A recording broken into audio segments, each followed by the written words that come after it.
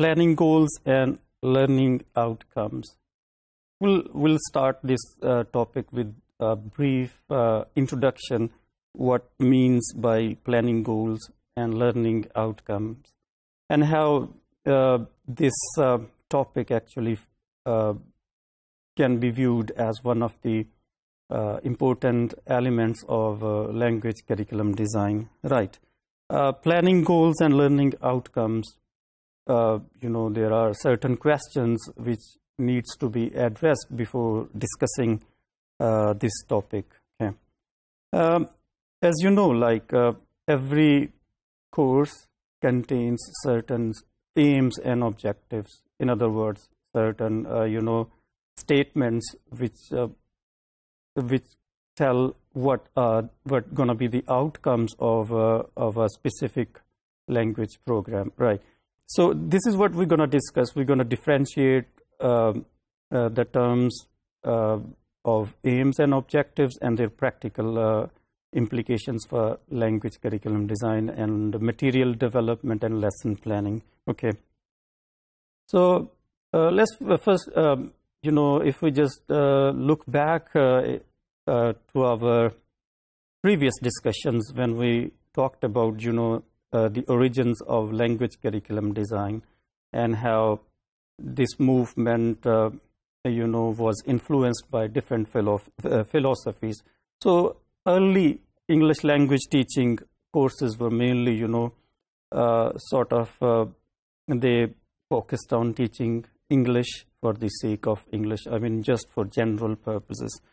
And then we got English for a specific movement. I'm going to just briefly discuss these. As you know, we have discussed these issues in detail in our previous sessions when we talked about the origins of language curriculum design. Right. So ESP movement, as compared to early focus of language teaching, sought to address the issues of what kind of language learners need, okay? Whether they need professional or scientific sort of language or, for business purposes, right?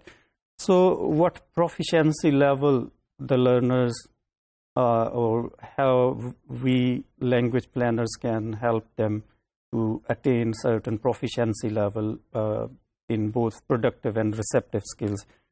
And what are the purposes? So these were the key questions which were realized by ESP movement. And this movement led to the emergence of needs and situation analysis. And just briefly, needs analysis is about, identifying specific learners' needs, and situation or environment analysis is about, determining some of the contextual factors affecting language curriculum. All right. So these the reason why, the rationale why I've started with a brief historical introduction to the earlier assumptions of language teaching is that because our aims and objectives of language teaching in one way or the other are influenced by our assumptions of language teaching, and the earlier approaches to language teaching shaped some decisions of language curriculum planning, right?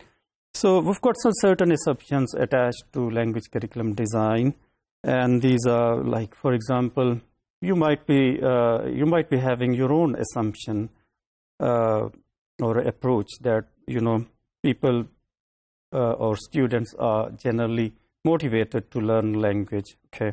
And the second assumption is, well, if we give goals to the students, that can help them better do for language learning.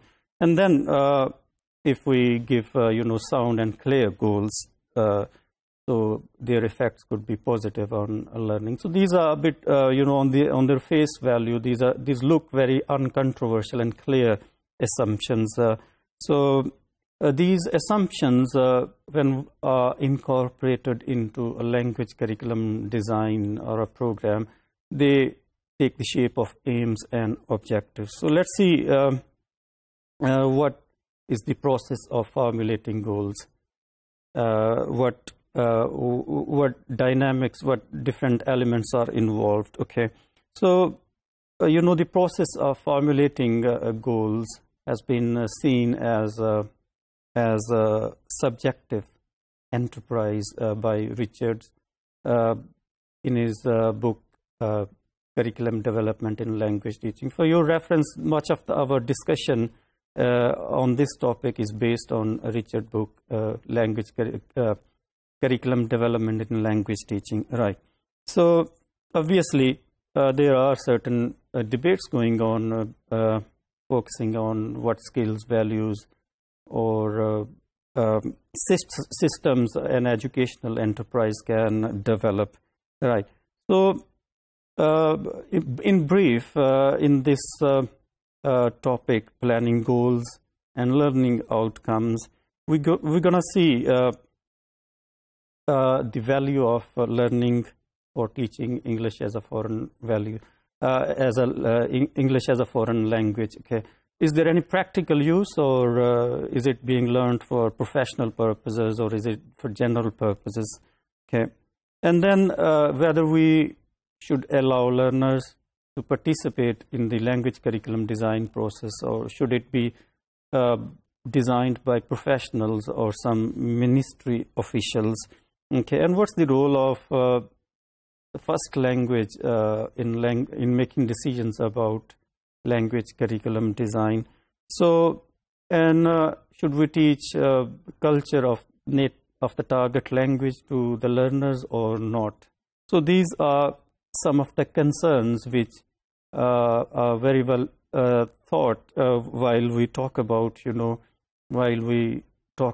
planning goals and learning outcomes. So planning goals, and in summary, planning goals and learning outcomes is seen as something subjective enterprise which calls our personal judgment. So we have to make certain key decisions, what to include and what not to include, and to what extent we're going to give importance to the use of first language or the target language. So these are the issues we're going to discuss in further detail in our following sessions.